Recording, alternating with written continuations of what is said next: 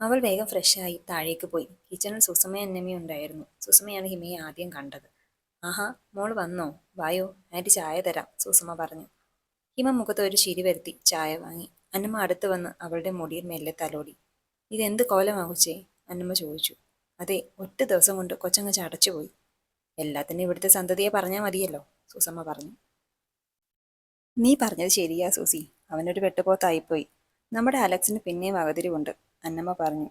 ഓ, എവിടുന്ന്? അതിനെ ഞാൻ പണ്ടേ കളഞ്ഞതാ. ചേട്ടത്തി വേറെ എന്തേലും പറ, സൂസമ്മ പറഞ്ഞു. അപ്പോഴാണ് ഹിമയുടെ ഫോൺ റിങ് ചെയ്തത്.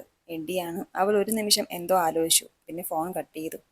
എന്താ മോളെ ഫോൺ എടുക്കാഞ്ഞേ? അന്നമ്മ ചോദിച്ചു. അതമ്മച്ചി, എഡിയാണ്. ഞാൻ എടുക്കുന്നില്ല. അച്ചച്ചൻ അറിഞ്ഞാലേ എന്നോട് പിന്നെയും വഴക്കിന് വരും. എനിക്ക് പേടിയാ, ഹിമ പറഞ്ഞു. എൻ്റെ കുഞ്ഞെ, നീ ഇങ്ങനെ തൊട്ടതിനും പിടിച്ചതിനും ഒക്കെ പേടി എന്ന് പറഞ്ഞിരുന്നാൽ എങ്ങനെയാ? അലോഷിയുടെ പെണ്ണാ നീ. അവൻ്റെ കൂടെ ജീവിക്കുമ്പോൾ കുറച്ച് തൻ്റെ ഇടമൊക്കെ വേണം. അല്ലേ പറ്റത്തില്ല. അതിന് നീ തെറ്റായിട്ടൊന്നും ചെയ്യുന്നില്ലല്ലോ. മാത്രമല്ല, നിന്റെ മമ്മിയുടെയും ഡാഡിയുടെയും കാര്യം ഇപ്പൊ നോക്കുന്നത് എഡിയല്ലേ. അപ്പൊ പിന്നെ ഫോൺ എടുക്കാതിരുന്ന എങ്ങനാ? ഇനി വിളിക്കുമ്പോൾ മോൾ ഫോൺ എടുക്കുക കേട്ടോ. പിന്നെ അലോഷി, അവനെ സമാധാനത്തിൽ കാര്യങ്ങൾ പറഞ്ഞ് മനസ്സിലാക്കിയാൽ മതി, സൂസി പറഞ്ഞു. ഇത് വേറൊന്നുമല്ല സൂസി, നമ്മുടെ ചെക്കന് കെട്ടികളോട് സ്നേഹം മൂത്ത് ഭ്രാന്തായതാ. അല്ലേ ഒച്ചേ? അന്നമ്മ ഹിമയുടെ തോളിൽ ഒന്ന് തട്ടിക്കൊണ്ട് പറഞ്ഞു. ഉം, ഇങ്ങനെ സ്നേഹിച്ച ഞാൻ അധിക നാൾ ഉണ്ടാകത്തില്ല അമ്മച്ചി, ഹിമ ചിരിച്ചുകൊണ്ട് പറഞ്ഞു. അലോഷി ഉണർന്ന് ചുറ്റും നോക്കി. ഹിമയെ അവിടെയെങ്ങും കണ്ടില്ല. അവൻ പെട്ടെന്ന് ഫ്രഷായി പുറത്തേക്ക് ചെന്നു. ഹാളിൽ ലിൻഡയുമായി ചിരിച്ച് വർത്താനം പറഞ്ഞിരിക്കുകയാണ് ഹിമ. ലിൻഡ, എനിക്കൊരു ചായ എടുത്തു തന്നേ. ലിൻഡയോടാണ് പറഞ്ഞതെങ്കിലും നോട്ടം മുഴുവൻ ഹിമയിലാണ്. എനിക്കങ്ങ് വയ്യ, കെട്ടിയോളോട് പറ, അല്ലേ സ്വന്തമായിട്ട് പോയി എടുത്ത് കുടിച്ചോ, ലിൻഡ മുഖം തിരിച്ചുകൊണ്ട് പറഞ്ഞു. അപ്പോഴും അലോഷിയുടെ നോട്ടം ഹിമയിൽ തന്നെയായിരുന്നു. പക്ഷേ ഹിമയ്ക്ക് യാതൊരു ഭാവവ്യത്യാസവും ഉണ്ടായില്ല. അങ്ങനെ ഒരാൾ ഇവിടെയെങ്ങും ഇല്ല എന്നുള്ള മട്ടിലാണ് അവളുടെ ഇരിപ്പ്. അലോഷിക്ക് ആകെ ദേഷ്യം വന്നു. അവൻ കിച്ചണിലേക്ക് പോയി ഫ്ലാസ്കിൽ നിന്ന് ചായ ഒഴിച്ചെടുത്തു. നേരം വെളുത്താൽ ഇരുട്ടോളം അച്ചച്ച അച്ചച്ച എന്ന് വിളിച്ച് പുറകെ നടന്ന പെണ്ണ. ഇപ്പോൾ ഇരിക്കുന്ന ഇരിപ്പ് കണ്ടില്ലേ? അല്ല, എല്ലാത്തിനും എന്നെ പറഞ്ഞാൽ മതിയല്ലോ. ഏത് നേരത്താണോ ഓരോന്ന് പറയാൻ തോന്നിയത്, അലോഷി പദം പറഞ്ഞു.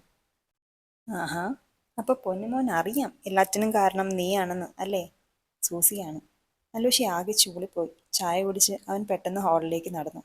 ഹിമയുടെ അടുത്തായി വന്നിരുന്നതും അത് ഇഷ്ടപ്പെടാത്ത പോലെ അവൾ എഴുന്നേറ്റ് കുറച്ച് മാറിയിരുന്നു. അപ്പോഴേക്കും ഹിമയുടെ ഫോൺ റിങ് ചെയ്തു തുടങ്ങിയിരുന്നു. എഡിയാണ്. ആദ്യം കട്ട് ചെയ്യണമെന്നാണ് കരുതിയത്. പിന്നെയാണ് തന്നെ തറപ്പിച്ച് നോക്കിയിരിക്കുന്ന അലോഷിയിലേക്ക് അവളുടെ കണ്ണുടക്കിയത്. അവന്റെ മുഖഭാവം കണ്ടപ്പോൾ അവനൊരു പണി കൊടുക്കണമെന്നോർത്ത് ഹിമ കോൾ അറ്റൻഡ് ചെയ്തു.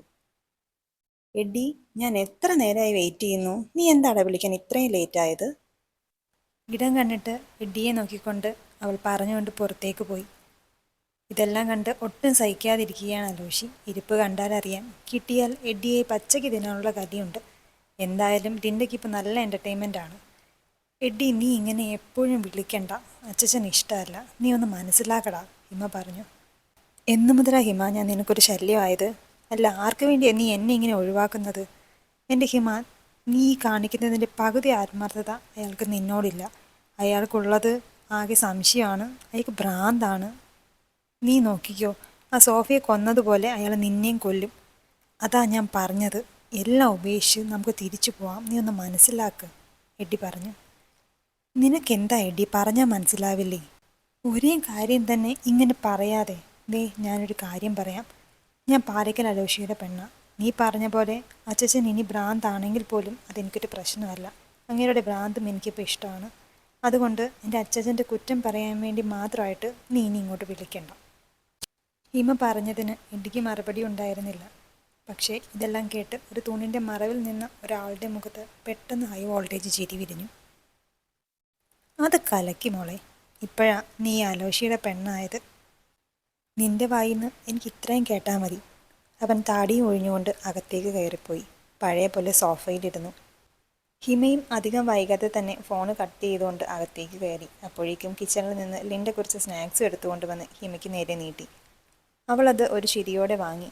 ലിൻഡ കിച്ചണിൽ പോയ സമയത്താണ് അലോഷി പുറത്തേക്ക് പോയത്. അതുകൊണ്ട് അവൻ പോയതൊന്നും ലിൻഡ അറിഞ്ഞിരുന്നില്ല. എന്താ ഇങ്ങനെ നോക്കുന്നത്? അച്ചച്ചന് വേണോ? ലിൻഡ തിരക്കി. ഓ, എനിക്കൊന്നും വേണ്ടായേ, അലോഷി ഹിമയെ ഒന്ന് പാളി നോക്കിക്കൊണ്ട് പറഞ്ഞു. ആരാടാ വിളിച്ചത്?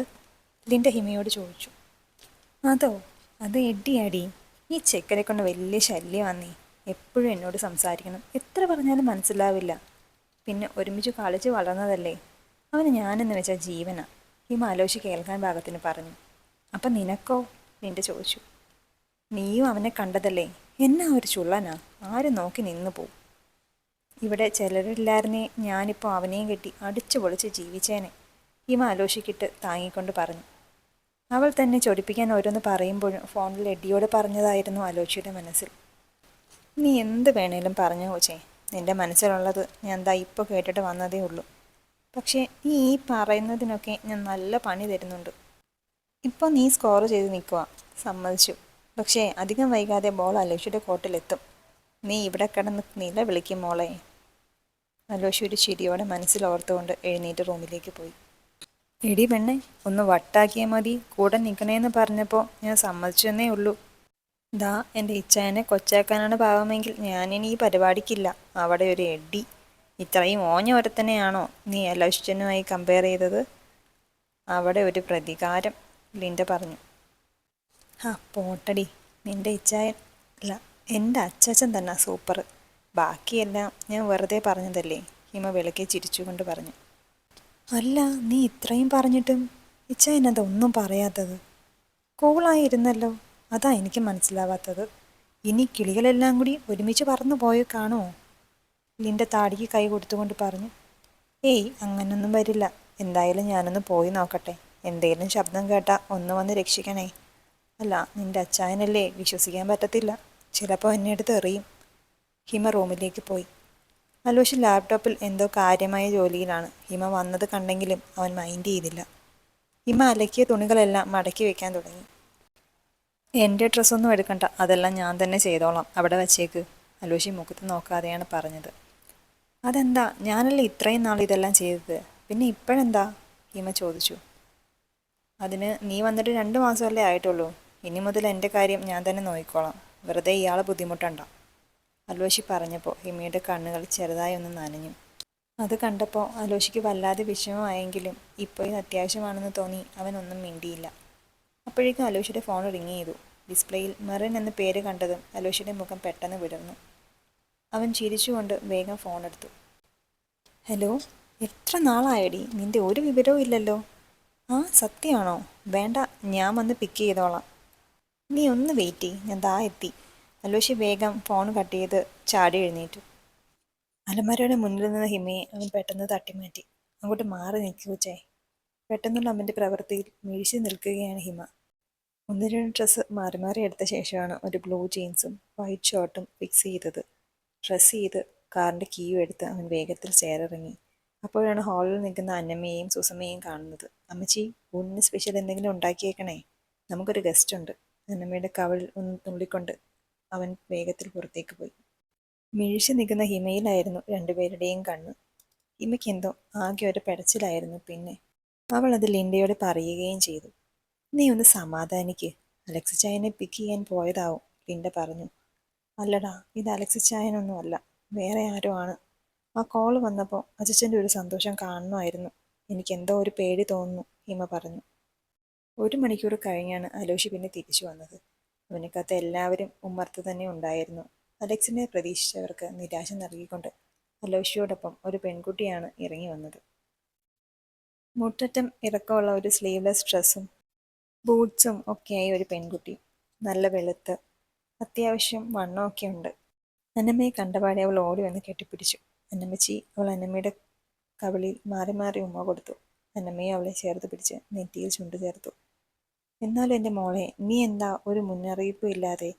ഇത് വല്ലാത്തൊരു സർപ്രൈസ് ആയിപ്പോയി, സൂസമ്മ പറഞ്ഞു. അവൾ ഓടി വന്ന് സൂസമ്മയെ ചേർത്ത് പിടിച്ചു. അത് പിന്നെ ഈ മെറിൻ എപ്പോഴും അങ്ങനെ തന്നെയല്ലേ എൻ്റെ സൂസിക്കൊച്ചേ? എടീ ലിൻഡ, നീ എന്താടി ഇങ്ങനെ ഒന്നും മിണ്ടാതെ നിൽക്കുന്നത്, ഉണ്ടക്കണ്ണി? ലിൻഡ ചിരിയോടെ വന്ന് മെറിനെ കെട്ടിപ്പിടിച്ചു. അപ്പോഴാണ് മെറിൻ തന്നെ തന്നെ നോക്കി നിൽക്കുന്ന ഹിമയെ കാണുന്നത്. ഓ, ഇതാണല്ലേ നമ്മുടെ ന്യൂ കമർ. അന്നംശിയുടെ മരുമോള് സുന്ദരിയാട്ടോ. എന്നാലും എൻ്റെ കൊച്ചേ, നിനക്ക് ഇവനെ കിട്ടിയുള്ളൂ? മെറിൻ അലോഷിയെ നോക്കിക്കൊണ്ട് ചോദിച്ചു. അപ്പോഴേക്കും അലോഷി വന്ന് മെറിൻ്റെ കഴുത്തിലൂടെ കൈയിട്ട് അവളെ അകത്തേക്ക് വലിച്ചു. മതി മതി, തൽക്കാലം ഇത്രയും കിന്നാരോഗ്യ മതി, ബാക്കി പിന്നീടാവാം, അലോഷി പറഞ്ഞു. എടാ വിടടാ, ഞാനൊന്ന് പരിചയപ്പെടട്ടെ, വിടടാ, വിടാൻ, മെറിൻ പറഞ്ഞെങ്കിലും അലോഷി അവളെ ചേർത്ത് പിടിച്ച് അകത്തേക്ക് പോയി. അവർ പോകുന്നത് നോക്കി നിൽക്കെ ഹിമയ്ക്ക് എന്തോ വല്ലാതെ സങ്കടം വന്നു. ഇത്രയും അടുത്ത് ലിൻഡയോട് പോലും അലോഷി പെരുമാറുന്നത് ഹിമ കണ്ടിട്ടില്ല. ഇത്രയും നാള് തന്നെ മാത്രം ചേർത്ത് പിടിച്ചിരുന്ന കൈകളിൽ ഇന്ന് മറ്റൊരാളെ കണ്ട് അവളുടെ കണ്ണു നിറഞ്ഞു.